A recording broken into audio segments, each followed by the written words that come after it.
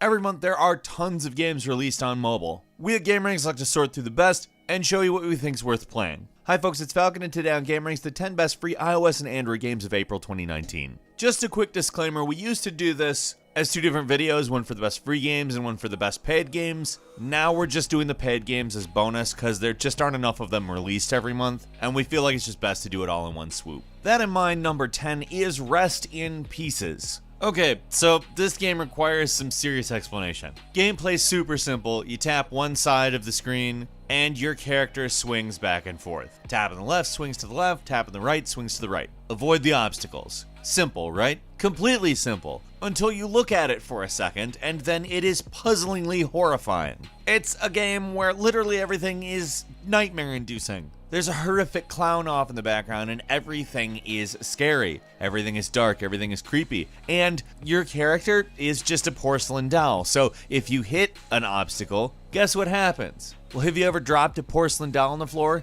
Yeah, that's exactly what happens. And I don't know why, but it's super unsettling when it happens in this game. Number 9 is a game called Squatbot. This is basically a 2-button platformer. Both sides of the screen function as a single button. You hold the phone horizontally and use your thumbs to play. Now, it might not immediately sound like something different. However, I'm going to go ahead and say that because of the way this functions, where there isn't actually any walking, there's just jumping in a certain direction, that it actually plays out pretty uniquely. It's got 2 modes. It's got an endless mode and a level-based mode. I like the levels in the level-based mode that kind of feel like they were designed for an endless runner, but this game is not an endless runner. It's sort of a uniquely controlled platforming game that plays out much more traditionally, and I think that the level design works really well for it. And it's a ton of fun. Squatbot is currently out on iOS and Android, so check it out. Number 8 is Full Metal Monsters, a 5v5 PvP shooter that is something new. Now, just in of itself, shooter and something new, that's intriguing. But I'm going to go ahead and say that even though I think the concept itself is quite different, it has the personality of something from, let's say, a Nintendo 64 game. So it's a shooter, team-based, kinda hero-based, where you ride dinosaurs, either organic, fully mechanical, or somewhere in between, augmented ones, and you wreak havoc on the other team. Different dinosaurs have different types of weapons and powers, and honestly, I just can't stress this enough to you. It's such a different game, and it's a ton of fun. Like I said, it really does have the personality of, let's say, a Nintendo 64 or a GameCube game. I think if you dropped it in on one of those consoles, obviously with much worse graphics, that is to say, it has good graphics, it would fit right in. And I frankly imagine it to have a ton of replay value. I hope that this is a game that doesn't just stay on mobile. I think this is one that probably could be on PC or consoles as a free-to-play and have a pretty good time. I enjoy the hell out of this. It's great. Seriously, if you like shooters of any kind, try it. It is something new. Full Metal Monsters is out on iOS and Android now. Number 7 is Pigeon Wings Strike. If you remember back in 2017, there was a game called Pigeon Wings that did a phenomenal job of a side-scrolling shooter in the air with an absolutely chaotic, speed-oriented, kind of wild, unpredictable style. They had added an endless mode to that game. They weren't satisfied with it, and they created a game in of itself to be that endless mode. Now, this is probably the one game that has gotten tilt controls right. I don't know how or why, but they're the ones that figured it out, and it works really well. It does have an alternate control scheme if you don't like it, but I have a sneaky suspicion that you will. Pigeon Wings Strike is charming in its art style, but way more serious than you might expect. I have a ton of fun with it. It's out on iOS exclusively right now.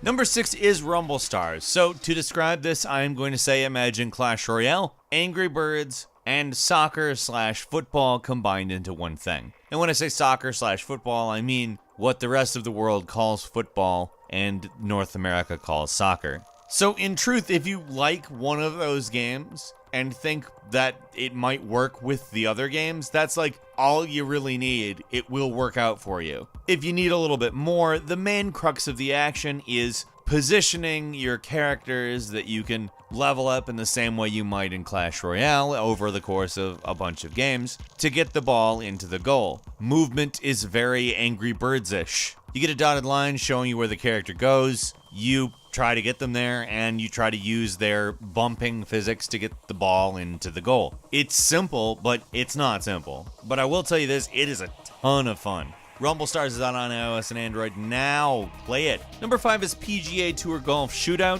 which I'm going to go ahead and say is a pretty simple game. You can leave your club selection up to automatic, although maybe I would not do that because it's not perfect at all. But selection is super easy. It's got nice graphics, I wouldn't say the best, and it's got 4 real-life golf courses that are modeled, to my knowledge, accurately. It's just a really fun game. I'm not going to say that it's going to blow your mind in any way. It's just an extremely competent golf game, and as far as free-to-play goes, that's pretty rare. Now, does that mean it's perfect? Absolutely not. It's got its own set of unique issues, mostly physics-based, but it's certainly better physics than a lot of other free golf games. So if you're looking for one that works pretty much right, this is the one to play. PGA Tour Golf Shootout is out on iOS and Android now. Number 4 is Cyber Hunter, which is a new battle royale game. I know there are plenty of those, but this one I think benefits from the experience of having played a lot of them. I feel like the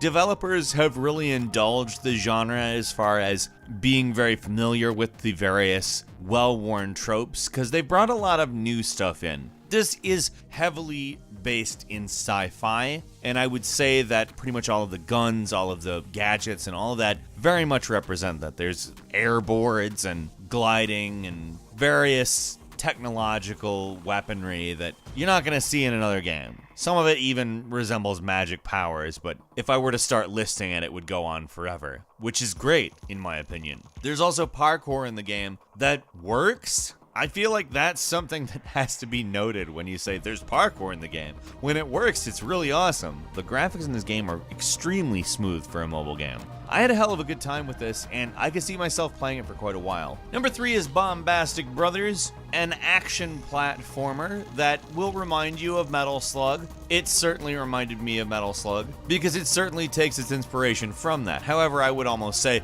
it's a little bit more steeped in a mobile look, but in my eyes, it even kind of reminded me of Rocket Knight Adventures in some ways. More in the art style and animation and execution of stuff than the actual gameplay.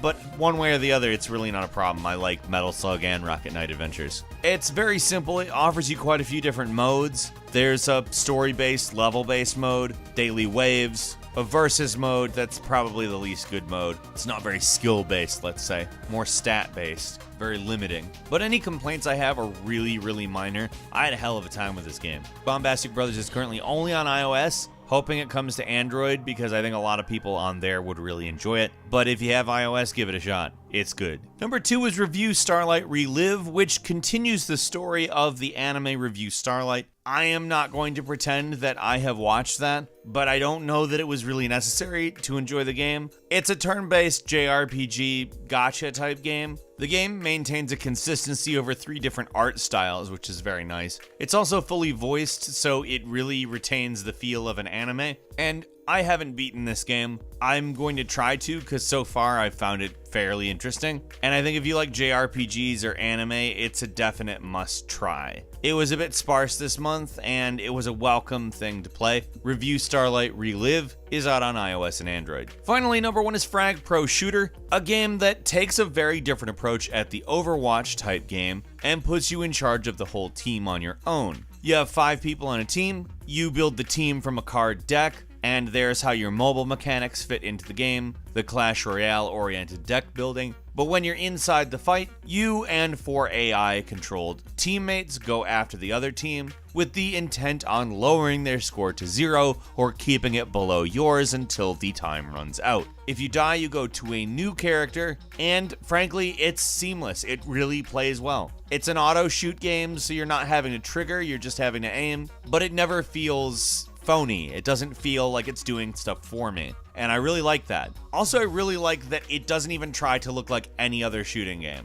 It looks like a sports game. It's fun as hell. If you're looking for like a mobile shooter that really feels at home, this is it. Frag Pro Shooter is out on iOS and Android now. And our bonus pay games include Whispers of a Machine, which bills itself as a sci-fi Nordic noir. It's basically a pixel art point-and-click adventure game, and it's great. I loved it. I'll definitely play it the whole way through. Whispers of a Machine is out on iOS and Android for $4.99. Next is Cultist Simulator, which is a roguelike narrative card game in which you basically draw cards and attempt to plot out a story. It's intuitive, it's not that hard. It bills itself as challenging as it does not give you a tutorial. It's as part of the challenge is figuring out how to play. I would say the figuring out how to play isn't that hard. If you've played any card/board game, you pretty much know what you're getting. It's much more open-ended, and I think that is what makes it interesting. Cultist Simulator is out on iOS and Android for $6.99.